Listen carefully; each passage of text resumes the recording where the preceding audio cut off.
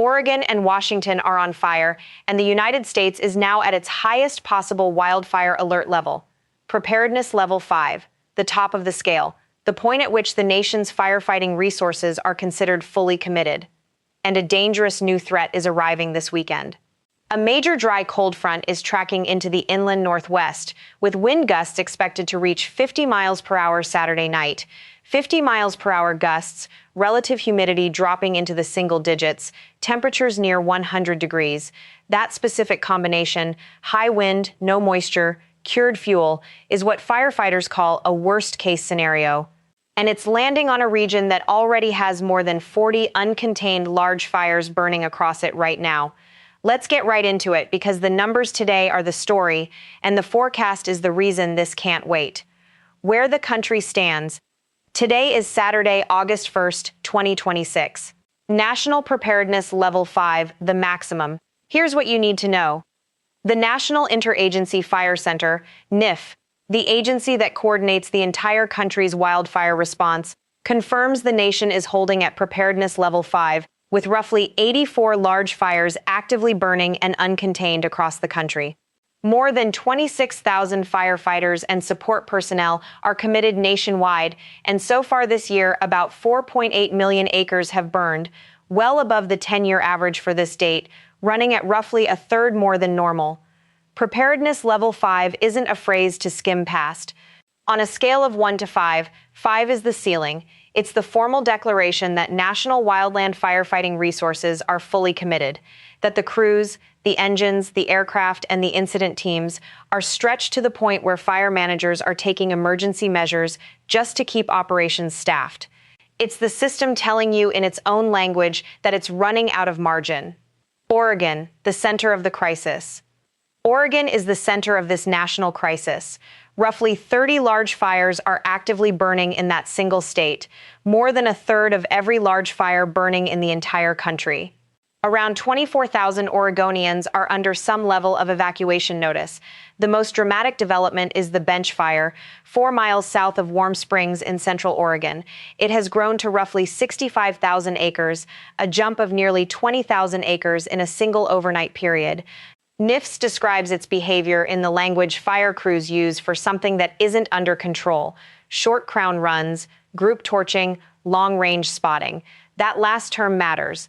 Long-range spotting means the fire is throwing embers far ahead of its own front, starting new fires in front of itself, which is exactly how a fire outruns the people trying to contain it. Numerous homes and energy infrastructure are threatened, and the Confederated Tribes of Warm Springs have declared a state of emergency. The Grasshopper Fire in Mount Hood National Forest has grown past 21,000 acres at 0% containment, threatening structures and critical infrastructure.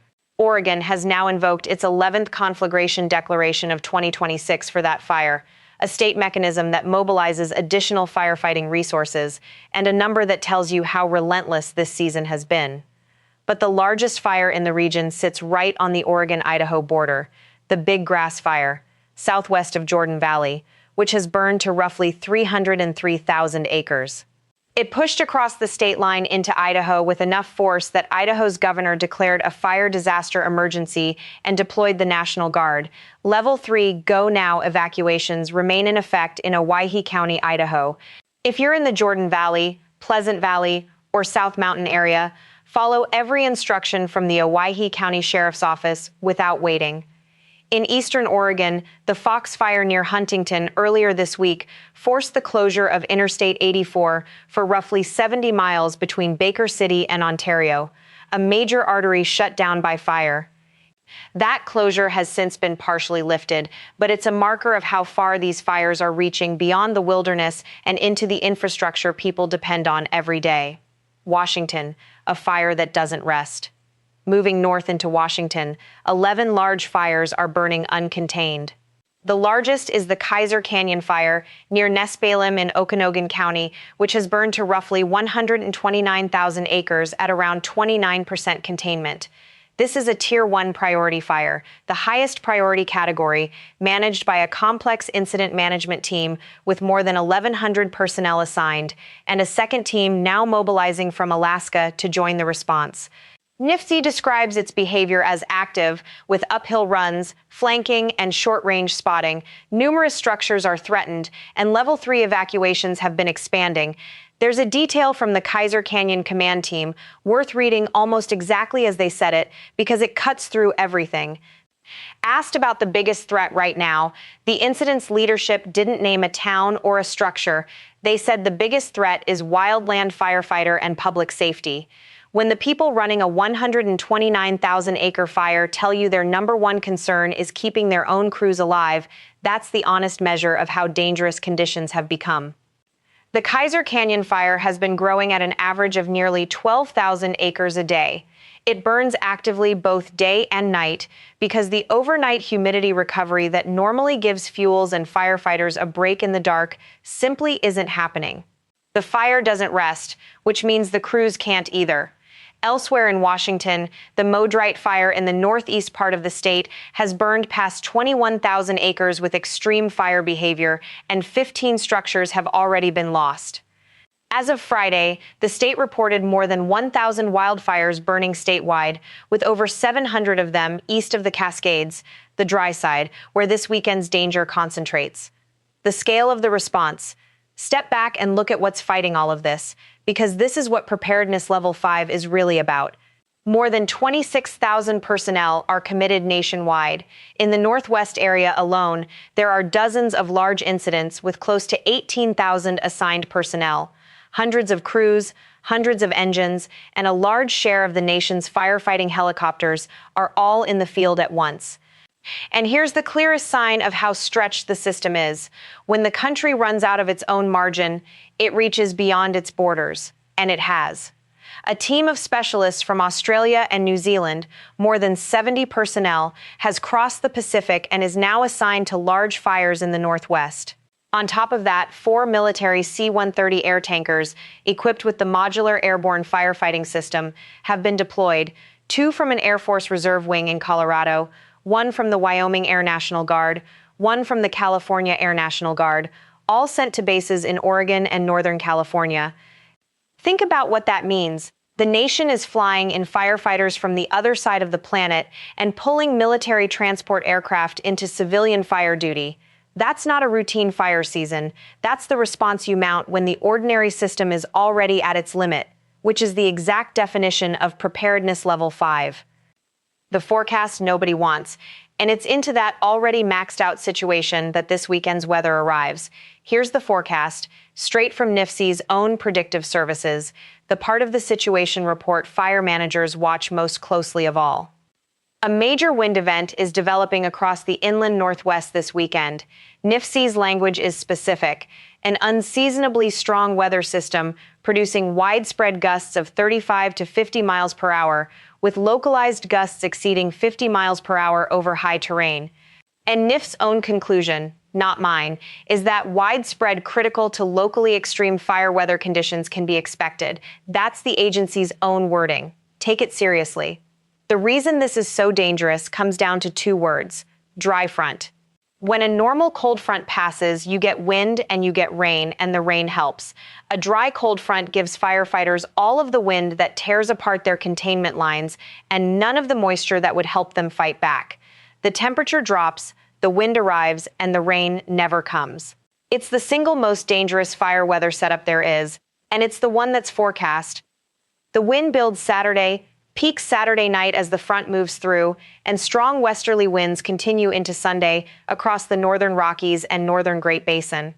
Multiple National Weather Service offices, Missoula, Great Falls, Billings, Boise, Pocatello, have issued coordinated fire weather watches across Montana, Idaho, Oregon, and Washington through the weekend. There's a cruel twist for Washington specifically. Western Washington is actually getting rare early August rain this weekend from an offshore system pushing marine air onto the Puget Sound. But that same system drives strong westerly winds east over the Cascades into exactly the zones where Kaiser Canyon and the other eastern fires are burning. The rain falling on Seattle does nothing for the fires. Eastern Washington stays critically dry and now gets the wind on top of it. On the numbers, NIFS forecasts minimum relative humidity between 3 and 15% for much of the interior West. 3% humidity is near the lowest reading instruments can even register outdoors. At that level, fine fuels become explosive and any spark can run. Across the inland Northwest, humidity drops to 10 to 20% during peak Saturday and Sunday afternoons, paired with those 35 to 50 miles per hour winds. 10 to 20% humidity and 50 miles per hour gusts on cured fuel next to 40 plus uncontained fires. That's the whole equation, and none of the terms are in your favor. Why this is happening so early? None of this came from nowhere, and the reason it's this bad this early is worth understanding. 8 western states set record low snowpack on April 1st this year. In Washington, the snow was essentially gone by late June, around 3 weeks ahead of normal. Snowpack is the West's slow-release water supply. When it melts early, wildland fuels dry out early, and the fire season starts weeks ahead of schedule and hits harder when it does. That's why fires are behaving in late July and early August the way they'd normally behave at the season's deepest, driest point. The calendar hasn't even reached the historical peak yet. Year to date, roughly 44,000 fires have burned about 4.8 million acres nationally, around 128% of the 10-year average for fire count, and 133% for acreage. NIFC's own outlook is blunt. No significant rain is expected across Pacific Northwest fire zones this coming week, only isolated afternoon mountain thunderstorms that can spark new fires through dry lightning. Above normal wildfire risk is forecast to persist through early fall.